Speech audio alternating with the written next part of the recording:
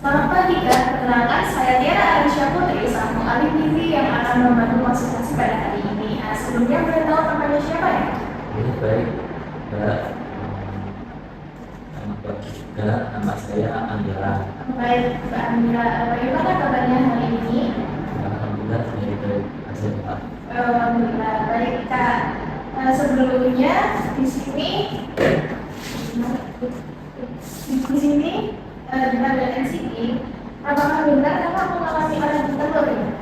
Iya, benar Mbak, saya ada alergi telur. Boleh diceritakan biasanya tuh keluhannya apa aja setelah makan? Biasanya gatal-gatal sama bibir jadi bengkak. Iya, kalau datang mulai seberapa sering itu terjadi? Hanya saya pas makan telur pasti muncul. Kalau pas makan, biasanya makannya berapa kali? 3 kali sih, Pak. Tapi untuk porsinya ini sedikit. Oh, sedikit ya, sekitar sini. Sini ada, tapi kira-kira seberapa? Segini atau segini? Hanya segini sih. Sama dulu ya. Selain itu, biasanya Kakak suka apa? Biasanya saya suka minum kopi dan juga sering minum air putih. Oh, berarti balance gitu ya? Ya. Baik. Di sini terima kasih atas informasinya. Selanjutnya saya akan melakukan pengukuran berat badan dan tinggi badan ya Kak untuk mengetahui status gizi Kakak. Pengukuran ini akan dilakukan sebanyak 2 kali agar hasilnya lebih akurat dan menghilangkan bias. Baik, Mbak. Silakan Kak, berbicara. Sebelumnya ada satu barang satu. Silakan Kak.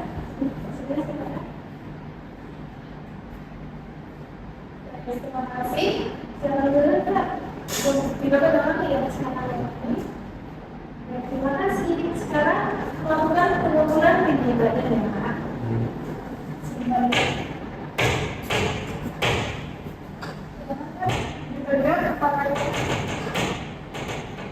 Baik, terima kasih. Silakan dulu. Silakan Kak.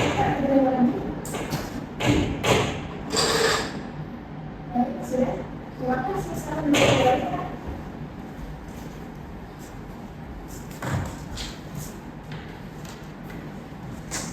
Dari hasil pengukurannya, berat badan Kakak sekitar 47 kg dan berat badan 161. Nanti dari data ini akan saya suruh kembali ya Kak. Nah sebelum itu, menurut Kakak nih, berat badannya itu sudah ideal atau perlu ditingkatkan? Kayaknya masih kurang, Mbak. Ya betul sekali Kak. Dari hasil penghitungan IMT Kakak ini sekitar 18,1 kg meter persegi. Ini termasuk kategori batas bawah, maka cenderung terus Kak. Kalau misalnya Kakak kurang lagi itu termasuk kurang. Jadi disarankan untuk meningkatkan asupan makan supaya berat badan bisa lebih optimal. Ya, tadi tenang Kak, kita akan mengatur pola makan yang tetap aman untuk alerginya tanpa telur, tapi kebutuhan gizinya tetap terpenuhi. Sebelum itu, agar lebih mudah dipahami, saya sudah memberikan beberapa link. Baca dulu Kak. Ya, di situ ada penjelasan tentang makanan yang perlu dihindari dan yang bisa dikonsumsi sebagai pengganti telur. Boleh dijelaskan? Tentu, jadi kakak-kakak ini kan ada di telur ya Kak. Perlu dihindari telur dan produk turunannya seperti telur ayam, telur puyuh, kue atau roti yang mengandung telur, mayones, kastar, dan beberapa makanan olahan. Selain dari Kak, tetap bisa memenuhi kebutuhan protein dari bahan makanan mentah. Ini ada contohnya. Sebutkan dulu. Semisal ya, 1 butir telur itu setara dengan 50 gram ayam. Lalu besar rasa butir telur itu juga setara dengan 50 gram ikan, 2 potong sedang tempe, 2 potong kecil tahu. Jadi walaupun tidak makan telur, kebutuhan proteinnya itu tetap terpenuhi ya Kak. Jadi bisa diganti ya, Pak? Ya betul sekali Nadia. Tadi itu kan ada contoh yang sederhana ya Kak. Misal Kakak tidak bingung memilih makanan sehari-hari, setelah itu karena porsi makan Kakak masih sedikit, bisa dicoba seperti mana sedikit tapi lebih sering, bisa 3 kali utama atau ditambah 1-2 snack. Terus pilih makan yang paling energi dan protein, batas kopi supaya tidak mengganggu nafsu makan. Nah dari daftar tadi ada penjelasan Kak, boleh Kakak sebutkan Makanan apa saja yang harus dihindari dari ikan ini? Sini telur dan makanan yang mengandung telur seperti kue atau mayones. Bagus. Lalu sumber proteinnya penggantinya apa ya? Ayam, ikan, tempe, tahu. Ya betul, tepat sekali Kak. Nah, bagi kakak selain menghindari telur secara langsung, kakak juga perlu teliti saat membeli makanan kemasan. Ini ada beberapa contoh. Nah, di sini ada beberapa contoh. Ini kan ada beberapa sisi ya Kak. Di sini ada bubuk telur. Nah, bubuk telur itu kan bubuk apa ya? Kayak telur, dia tuh versi bubuknya. Jadi meskipun kakak beli makanan-makanan kayak gini, itu tuh harus ada komposisinya. Jadi kan, misal ini ada kemasan ini kan, kamu suka ini nggak? Suka. Nah, itu mungkin karena kadang kayak itu betul-betul aku nggak mengenal lo gitu kan. Nah, ini tuh ada ternyata di komposisinya. Jadi kakak harus kayak memperhatikan banget tentang komposisinya sebelum membeli makanan seperti itu.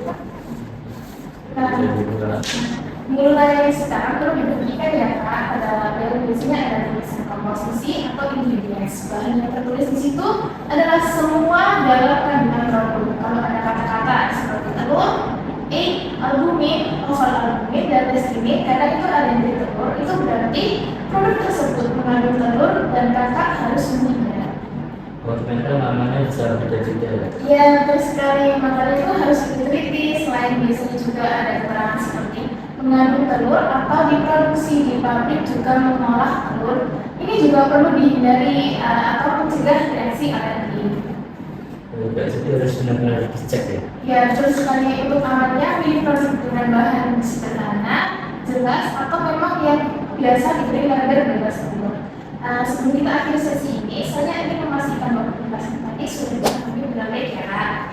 Boleh kakak ceritakan kembali apa aja yang perlu dilakukan di rumah sakit terkait pengolahan pada alerginya? Jadi yang pasti harus menghindari telur dan makanan yang mengandung telur seperti kue atau mayones. Ya, bagus sekali. Selain itu, bagaimana kakak cara memenuhi kebutuhan protein sehari-hari? Bisa dengan ayam, ikan, telur. Bukan telur, maksudnya tempe atau tahu. Ya, untuk kakak kerja kan pada di telur ya. Jadi itu sudah tepat sekali. Lalu untuk pola makan sehari-hari apa yang kakak lakukan? Saya juga untuk mungkin lebih sering, terus ini tetap 3 kali makan, ditambah seringan dan porsinya ditingkatkan sedikit-sedikit. Bagus sekali. Bagaimana dengan kebiasaan memilih makanan kemasan? Harus cek label komposisinya seperti ini tadi ya. Lalu juga kalau tulisan kue telur, egg atau albumin tidak boleh dikonsumsi. Ya, betul sekali. Kalau misalnya ini ragu ya dengan suatu produk, apa yang kakak lakukan? Lebih baik tidak dikonsumsi atau pilih yang jelas tidak mengandung telur. Wah, kakak sudah sangat paham sekali ya Kak. Terakhir nih, terakhir banget. Kalau kakak merasa ini makan telur gitu, apa yang kakak lakukan? Mencari makanan pengganti yang lebih aman seperti ayam atau tempe supaya tidak muncul alergi. Ya, luar biasa sekali. Karena jawabannya sudah sangat tepat semua. Namun, perlu diperhatikan ya Kak, terutama seperti telur tadi. Nah, dari hasil kelas ini kita akan bahas penghindaran telur, pengganti, serta cara meningkatkan pola makan. Untuk selanjutnya, saya akan meminta kakak mencoba menerapkan pola makan yang sudah kita bahas selama 2 minggu ke depan. Selama itu, kakak bisa mulai dengan menghindari semua makanan telur, meningkatkan porsi makan secara bertahap, menambahkan sedikit 1-2 kali sehari, memiliki sumber protein pengganti seperti ayam, ikan, tempe, atau tahu, membiasakan membaca label komposisi makanan. Baik Kak, sudah bisa. Baik, nanti setelah 2 minggu kita akan evaluasi bersama ya Kak. Kita akan melihat apakah keluhan alerginya sudah berkurang atau tidak muncul lagi. Nafsu makan dan porsi makan sudah meningkat dan berat badan mengalami perubahan. Langsung belajar. Jadi kita akan jadwalkan kembali sekitar 2 minggu lagi ya Kak. Apakah Kakak sudah bersedia untuk dengan kembali evaluasi? Bersedia. Baik, terima kasih ya Kak atas kerjasamanya hari ini. Semoga pola makan sudah direncanakan bisa berjalan dengan baik dan keluhannya sedang baik. Jika ada keluhan atau kebingungan di rumah, Kakak boleh dicatat atau kita diskusikan di pertemuan berikutnya. Terima kasih. Terima kasih, sukses selalu ya Kak. Sampai bertemu 2 minggu lagi. Silakan Kak.